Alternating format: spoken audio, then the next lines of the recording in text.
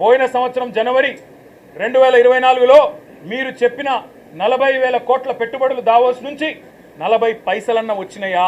దమ్ముంటే ముఖ్యమంత్రికి చిత్తశుద్ధి ఉంటే ప్రవేశపెట్టండి శ్వేతపత్రం. మీ అన్నదమ్ములతో మీరు కుదుర్చుకున్న కాంట్రాక్టులు కాదు.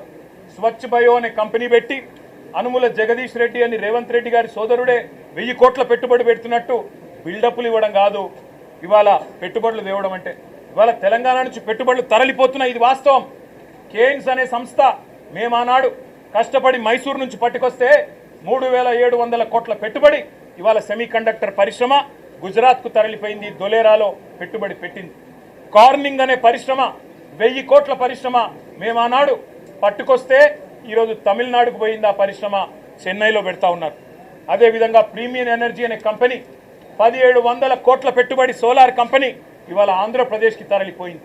వాస్తవాలు ఇట్లా ఉంటే 1,79,000 కోట్ల పెట్టుబడులు, 1,79,000 కాదు కదా, 1,79,000 కోట్లు కాదు కదా.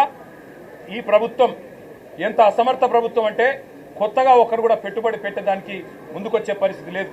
వీళ్ళ ఆర్ఆర్ ట్యాక్సులు, వీళ్ళ కమిషన్లు, వీళ్ళ దాడికి తట్టుకోలేక నిర్మాణ రంగం కుదేలైపోయింది. రియల్ ఎస్టేట్ మొత్తం అస్తవ్యస్తం అయిపోయింది. ఇప్పటికే నిర్మాణ రంగం పూర్తి స్థాయిలో పడిపోయిన పరిస్థితి. ఇంకోవైపు ప్రభుత్వమే స్వయంగా చెప్తా ఉంది ఇప్పటి వరకు తమ ఫిస్కల్ టార్గెట్లు రీచ్ కావడం లేదని బడ్జెట్లో కూడా చెప్తారని అనుకుంటా ఉన్నాం. కాబట్టి పరిస్థితి ఏమో ఇట్లా ఉంటే ప్రతి పదం గవర్నర్ గారితో ఈరోజు చెప్పించింది అబద్ధం, ప్రతి మాట ఈరోజు గవర్నర్ గారి నోటెంబడ వచ్చింది అసత్యం, ప్రతి వాక్యం పచ్చి మోసం. మరి మోసం చేసింది ఇవాళ తెలంగాణ ప్రజల్ని మాత్రమే కాదు, గవర్నర్ గారిని కూడా ఈ రాష్ట్ర ప్రభుత్వం మోసం చేసింది, గవర్నర్ గారిని కూడా అవమానించింది. ఇంకొక మాటలో చెప్పాలి అంటే దశ దిశ ఏదీ లేని కేవలం ఒక డబ్బాలో గులకరాలు వేసి ఊపితే ఎట్లా అయితే సౌండ్ వస్తుందో అట్లాంటి అది పరిస్థితి తప్ప ఇంకొక మాట కూడా లేదు. ఇంకా దారుణమైన మాట, బీసీలను కులగణన పేరుతో వంచి అవమానించి, ఈ మాట మేమనలేదు, ఒక కాంగ్రెస్ ఎమ్మెల్సీ గారంటే ఆయనను కూడా సస్పెండ్ చేసి పారేసినారు. మీరు ఎట్లా తగ్గిస్తారయ్యా? కేసీఆర్ గారి ప్రభుత్వం ఉన్నప్పుడు సమగ్ర కుటుంబ సర్వేలో ఆనాడు 56% ఉన్న బీసీలు ఈరోజు 46 ఎట్లయితారని చెప్పి ఒక ఎమ్మెల్సీ గారు అడిగితే ఆయనను తీసుకుపోయి పార్టీలను సస్పెండ్ చేస్తారు. ఇవాళ మేమనడం కాదు కదా, రాష్ట్రంలో ఒక్క బీసీ సంక్షేమ సంఘం మీ లెక్కలు కరెక్ట్ అంటుందా?